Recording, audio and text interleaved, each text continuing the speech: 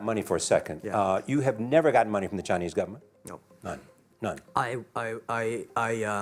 want it at the beginning, and later I don't want it because I think if the company always think about picking money from out of the government pockets, that company is rubbish.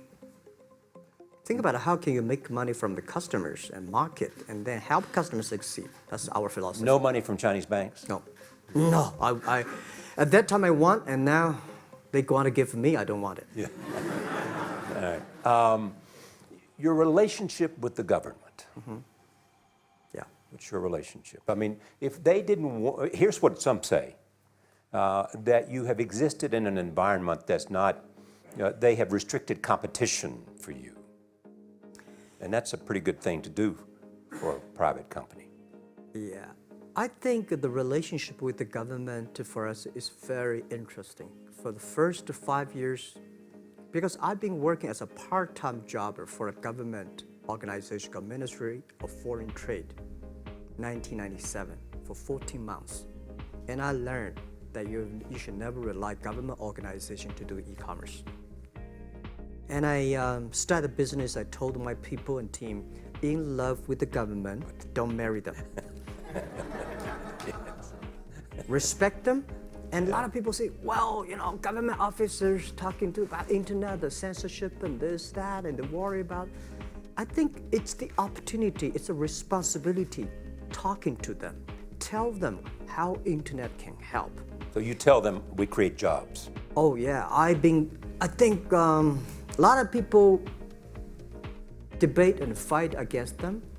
And in the first 12 years, anybody come to my office, I sit down, talking to them, how we can help economy, how we can create jobs, why China will improve by the internet. I think because internet at that time is new to any government.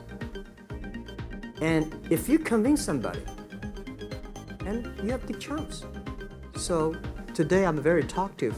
That probably this is why I talk to so many people. So, I mean, if the government comes to you and asks you to do something for them. Mm-hmm. Normally, when government comes say, Jack, can you do this project? I say no. I say no. I can introduce some friends who are interested in doing that for you.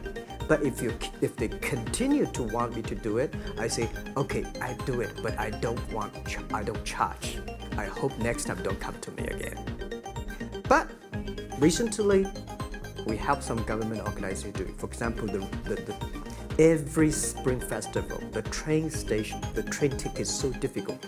Hundreds and thousands of farmers work in the cities. In the Spring Festival, they go to the hometown. But when they order tickets on the whole system crashed for 5 years. So I told my young people, go support them. Don't charge anything, because I don't want to see millions of farmers go back to city and they cannot buy the tickets.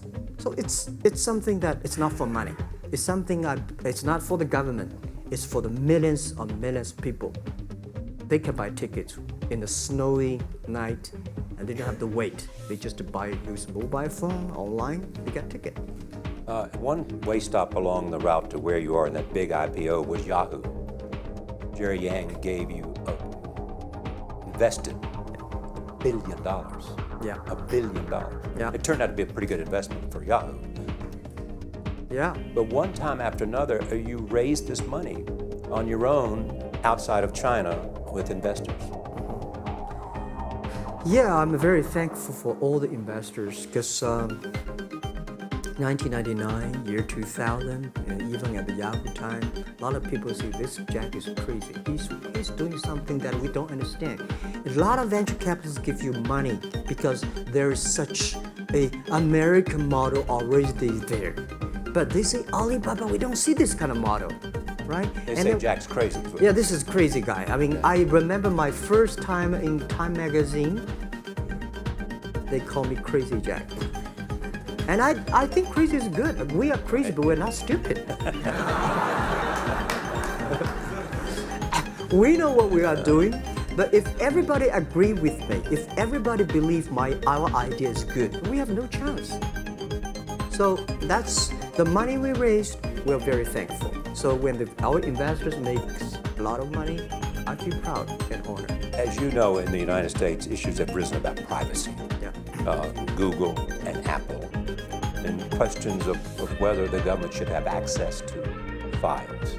How do you handle that if the Chinese government says you know a lot about people? You have transactional relationships with lots of people. And they say, we want to see your files. Well, so far I don't have this kind of problems around China's government. And I told them, any government, if you come here for the national security, anti-terrorist, well, anywhere, anti-terrorist, we work together. As a criminal, we work. The rest of that, no. I said, we are a business. The data is so precious because we don't know how. Because if we give to anybody, it's going to be a disaster. And also about privacy issues. I think, just like hundreds of years ago, people say, I would rather put money under my pillow rather than put in the banks. But today banks, especially, they know how to protect money much better than you do. Privacy issues, all these kind of securities, today we may not have the solutions. We don't have the answer. But I believe our young people have the solutions. In the next 10, 20 years, there will be breakthrough on that. And I'm fully confident on that. Your life is a testament to the idea that nothing is impossible. That if somebody says no, you say it's just the beginning. Where does that come from? Well, at the beginning, I never thought, I thought when I was young, I said, everything's possible. Now I know not everything's possible. When you have something, you have to think about, you have to consider about the others. You have to consider about the customer, society, your employees, your shareholders, society. There are so many things that I think if you continue to work hard, there's possibility. And I just feel that I'm enthusiastic about what we are doing. At the beginning, for the first 5 years, I just want to survive. And 5 years later, I think... That's 2000, from 90... Yeah. But later, I think, wow, so many people's lives changed.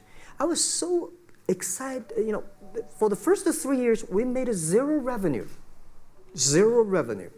But we are so excited to continue to work. You know what happened? I remember many times when I go to a restaurant and have dinner, somebody came, when I was trying to pay the bill, the owner of the restaurant came to say, sir, your bill is paid by someone. And the small note say, hey, Mr. Ma, I'm your customer of Alibaba Group, Alibaba platform. I made a lot of money, and I know you don't make any money. I pay the bill for you. Yeah. And I remember one day that I was sitting somewhere in the coffee, somebody sending me a cigar. I don't smoke cigar, but there's a note, thank you very much, I'm your customer. And I remember in the Taobao days, I was at the Shangri-La Hotel in Beijing. When I got on the taxi, the man who opened the door for me, the boy at the gate, he said, Jack, thank you very much. I'm so here, my girlfriend makes more money than I do on your site. And this is something that you know, that it's not amazing. If you don't do it, nothing's possible. If you try to do it, at least you have the hope. The revenue comes from advertising and a smaller amount from transactional fees. Yeah. Most of it from advertising. Tiny. Tiny from advertising? Tiny from advertising, tiny from transactions, because we need big mass. Now we have more than 10 million small business power sellers selling our site to everywhere. So the transactions we have is second after Walmart. So tiny. Second after Walmart. Yeah, tiny of the of the money already make us big.